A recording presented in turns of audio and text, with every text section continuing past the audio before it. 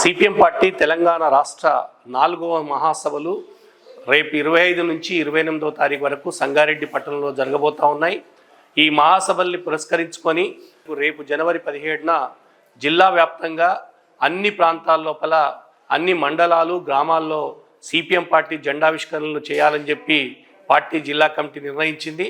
ఈ మేరకు పార్టీ శ్రేణులు, పార్టీ కార్యకర్తలు, శాఖా కార్యదర్శులు, మండల నాయకులందరూ కూడా రేపు అన్ని జెండాల్ని ఎగరేయాల్సిందిగా ఎర్ర జెండాలను ఎగరేసి ఈ మహాసభల జయప్రదం కోసం గ్రామీణ ప్రాంతంలో, పట్టణ ప్రాంతాల్లో ఉండేటువంటి ప్రజానీకానికి విషయం చెప్పాల్సిందిగా నేను విజ్ఞప్తి చేస్తూ ఉన్నాను. అట్లనే రేపు 25వ తారీఖు నాడు మహాసభల ప్రారంభ సూచకంగా ఒక భారీ ప్రదర్శన సంగారెడ్డి పట్టణంలో జరగబోతా ఉంది. అనేక మంది కార్మికులు, కార్యకర్తలు, పేద ప్రజలు, అట్లనే గ్రామీణ ప్రాంతంలో ఉండేటువంటి రైతులు, కూలీలు కూడా పెద్ద ఎత్తున ఈ సభ లోపల పాల్గొనబోతా ఉన్నారు.